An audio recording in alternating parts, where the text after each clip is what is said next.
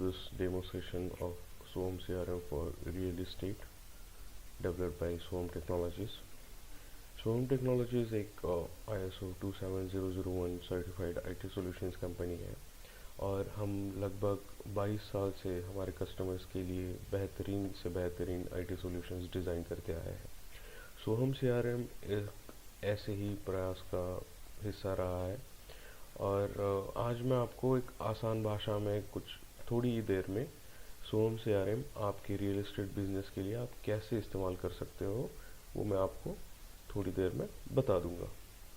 जैसे ही आप सोहम CRM में लॉगिन करते हो कुछ इस तरीके से डैशबोर्ड आपको दिखता है, इस पे हम बाद में आते हैं। तो सबसे पहले रियल एस्टेट बिजनेस चलाते वक्त आपको सबसे इम्पोर्टेंट होता है कि आपके पास प्रॉपर्टीज़ कौन सी है अवेलेबल कस्टमर को दिखाने के लिए, और इतनी सारी प्रॉपर्टीज़ होती है तो उनको मैनेज करना भी थोड़ा सा डिफ़िकल्ट होता है। तो इसके लिए आप इन प्रॉपर्टीज़ को और कस्टमर्स को मैनेज करने के लिए सोहम CRM का बेहतरीन इस्तेमाल कैसे कर सकते हैं वो मैं आपको बताता हूँ। तो सबसे पहले मैं आपको शुरू करता हूँ कि आपके पास जो प्रॉपर्टीज़ होती है तो वो प्रॉपर्टीज़ आपको कैसे रजिस्टर करनी है CRM में। तो जैसे ही जैसे आप देख सकते हो कि मैं सेल्स में गया, उसके बाद आइटम्स करके एक टैब है, तो आप आइटम्स टैब पे क्लिक करोगे तो कुछ इस तरीके से पेज आपको दिखाई देगा। तो इस पेज पे कुछ इन्फॉर्मेशन है, जैसे कि डिस्क्रिप्शन है। डिस्क्रिप्शन में मैंने लिखा है कि ये कितने बेडरूम का फ्लैट है और ये कहाँ पे है। ओके, तो लॉन्ग डिस्क्रिप्शन है। लॉन्ग डिस्क्रिप्शन में मैंने इस फ्लैट में क्या क्या अवेलेबल है, इस सोसाइटी में क्या क्या फैसिलिटीज़ है, क्या क्या एमिनिटीज़ है, वो मैंने लॉन्ग डिस्क्रिप्शंस में डाल दिए है। तो रेट में बेसिकली मैंने डाल दिया कि कस्टमर को जो भी ओनर है उनको एक्सपेक्टेड रेंट कितना है इस प्रॉपर्टी के लिए। आगे जाते आपको दिखेगा कि लोकेलिटी है। लोकेलिटी जैसे मैंने डाला है विमान नगर है, खराड़ी है, तो जिस भी लोकेलिटी में ये फ्लैट होगा उस लोकेलिटी का आप नाम इस पर डाल सकते हो। उसके बाद एड्रेस का कॉलम जिसमें आपको डिटेल एड्रेस डालना है फ्लैट का। कारपेट एरिया जो भी है फ्लैट का वो आप इसमें डाल सकते हो। गेटेड, ये फ्लैट जो प्रॉपर्टी आपके पास है वो एक गेटेड सोसाइटी में है या नहीं वो भी आप इसमें डाल सकते हो। और फिर आता है मेंटेनेंस चार्जेस। अगर मेंटेनेंस चार्जेस रेंट में इंक्लूडेड है तो आप इंक्लूडेड डाल दीजिए, नहीं है तो नॉट इंक्लूडेड डाल दीजिए, और कितना है वो भी आप डाल सकते हो। टेनेंट प्रेफरेंस में आता है कि किसी को चाहिए कि हम ये फ्लैट सिर्फ फैमिली को देंगे या फिर बैचलर्स है या वर्किंग प्रोफेशनल्स है, वो भी आप इसमें डाल सकते हो। और सबसे एंड में आता है प्रॉपर्टी स्टेटस की, मतलब ये प्रॉपर्टी अभी फ़िलहाल के लिए अवेलेबल है रेंट पे देने के लिए या फिर ऑलरेडी बुकड हो चुकी है। तो जैसे ही आप न्यू प्रॉपर्टी रजिस्टर करते हो तो ऑब्वियसली ये अवेलेबल होगा, लेकिन बुकिंग होने के बाद या रेंट होने के बाद आप इसका स्टेटस चेंज कर सकते हो, रेंट आउट कर सकते हो या रेंटेड कर सकते हो। तो ये सब इन्फॉर्मेशन कहाँ पे भरनी है वो मैं आपको बता देता हूँ। यहाँ पे एक न्यू आइटम करके एक बटन है, उस बटन पे आप क्लिक कर दीजिए और जो भी मैंने आपको अभी बताया कि जैसे डिस्क्रिप्शन हो गया फ्लैट का, तो उसमें आप सीधे सीधे डाल दीजिए कि एक 2 BHK flat is for rent at Kharadi. उसके बाद लॉन्ग डिस्क्रिप्शन में आपके पास उस सोसाइटी में फैसिलिटीज़ क्या है, एमिनिटीज़ क्या है, इस फ्लैट में आपको कुछ फर्नीचर मिल रहा है या फिर पावर बैकअप मिल रहा है या फिर कुछ मॉड्यूलर किचन्स मिल रहे हैं, तो वो आप इस लॉन्ग डिस्क्रिप्शन में डाल सकते हो। रेट में आपको डालना है कि एक्सपेक्टेड रेंट कितना है, फिर लोकेलिटी किस लोकेलिटी में ये फ्लैट है, डिटेल एड्रेस उसका क्या है, उसका कारपेट एरिया क्या है, वो गेटेड सोसाइटी में है या नहीं, मेंटेनेंस चार्जेस इंक्लूडेड है या नहीं, टेनेंट प्रेफरेंस जो भी आप ओनर के हिसाब से डालना चाहते हो वो आप डाल सकते हो। और प्रॉपर्टी स्टेटस जब हम नए से रजिस्टर कर रहे हैं तो अवेलेबल डाल दीजिए, और जब भी ये रेंट आउट हो जाता है तो उसका स्टेटस आप चेंज करके रेंटेड कर सकते हैं। आइटम ग्रुप में ये फ्लैट आपके पास रेंट के लिए आया है या सेल के लिए आया है वो भी आप इसमें सिलेक्ट कर सकते हो। ओके, तो जैसे कि आपके पास कोई इंक्वायरी आ गई, तो अब देखते हैं इंक्वायरी हमारे पास क्या है।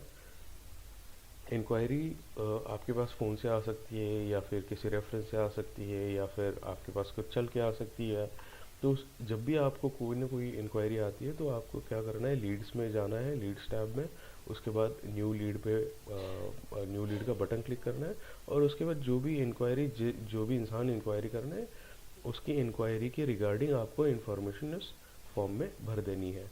जैसे मैं शुरुआत करता हूँ, स्टेटस है तो स्टेटस न्यू रहेगा क्योंकि ये इंक्वायरी अभी अभी आई है, तो ये उसका स्टेटस न्यू रहेगा। सोर्स इसका जो भी हो, फेसबुक से आ रहा है, गूगल से आ रहा है, इंस्टाग्राम से आ रहा है, वॉक इन है या रेफरेंसेस है, वो सोर्स आप इसमें डाल सकते हो। असाइन आपके पास जितने भी सेल्स एजेंट होंगे तो उसमें से आपको ये लीड किसको असाइन करनी है वो आप इसमें से डिसाइड कर सकते हो। ओके, तो फिलहाल के लिए मैं अभी जैसे कि कुछ नाम लेते हैं, रमेश या फिर लेट्स से रविंद्र। ओके, ये उनका नाम है। ओके, अगर ये पोजीशन वगैरह सब आपको अगर आपको डालना है तो आप डाल सकते हो, उनका डिटेल एड्रेस भी आप इसमें डाल सकते हो। जैसे कि मैंने अभी सैम्पल एड्रेस डाल देता हूँ। ओके, ये मैंने नाम डाल दिया। सिटी जैसे पुणे है, स्टेट महाराष्ट्र है, उनका ईमेल एड्रेस आपको अगर डालना हो तो वो आप डाल दीजिए। ओके, तो उसके बाद कंट्री है, उनका फ़ोन नंबर आपने डाल दिया, उनका ज़िप कोड डाल दीजिए आप। ओके, कंपनी अगर वो किसी कंपनी को रिप्रेजेंट कर सकते हैं तो आप कंपनी का नाम डाल सकते हैं। डिस्क्रिप्शन अगर उनका कुछ स्पेशल रिक्वायरमेंट है इंक्वायरी के रिगार्डिंग तो आप इसमें वो डिस्क्रिप्शन में उनकी एक्सपेक्टेशंस डाल सकते हो। लोकेलिटी में वो किस लोकेलिटी में फ़्लैट देख रहे हैं तो वो लोकेलिटी आप डाल दीजिए। जैसे कि मैं फ़िलहाल के लिए डाल देता हूँ कल्याणी नगर। जैसे कि जो इंक्वायरी मेरे पास आई है तो वो कल्याणी नगर में फ़्लैट देख रहे हैं। प्रॉपर्टी टाइप उनको चाहिए एक flat. Okay, number of rooms let's say 2 BHK चाहिए उनको या 3 BHK भी चलेगा, ऐसा भी है। रिक्वायर्ड फॉर फैमिली है, फर्निश्ड है, सेमी फर्निश्ड है, नॉन फर्निश्ड है, उनको कोई भी ऑप्शन चल सकता है। प्रेफर्ड स्क्वायर फीट, कितना स्क्वायर फीट का उनको फ्लैट चाहिए, जैसे 1000 से 1500 स्क्वायर फीट का शायद से उनको फ्लैट चाहिए। गेटेड सोसाइटी में चाहिए या फिर स्टैंड अलोन बिल्डिंग भी चलेगी, या फिर जो भी है आप इसमें डाल सकते हो। पोजीशन डेट उनको एक्सपेक्टेड डेट कब से है, मतलब कब से उनको पोजीशन चाहिए, वो एक बार वो काफ़ी इंपॉर्टेंट जानकारी होती है, वो एक बार रजिस्टर कर लिए। जैसे फ़िलहाल के लिए करते हैं कि 1 जनवरी से उनको चाहिए। उनका जो भी बजट रेंज है वो आप इसमें भर सकते हो। जैसे कि इनका है कुछ 45,000 से लेकर 50,000, ऐसा उनका बजट रेंज है। ये मैंने डाल दिया, सेव कर दीजिए। ओके, ये भी सेव हो गया, आपके पास इंफॉर्मेशन आ गई इसके रिगार्डिंग। तो इस इंफॉर्मेशन के रिगार्डिंग आप इसके लिए लीड के लिए टास्क असाइन कर सकते हो, रिमाइंडर्स असाइन कर सकते हो। आप इसका इस्तेमाल करके जो भी टास्क आप असाइन करोगे वो आप किसी आपके फील्ड एजेंट की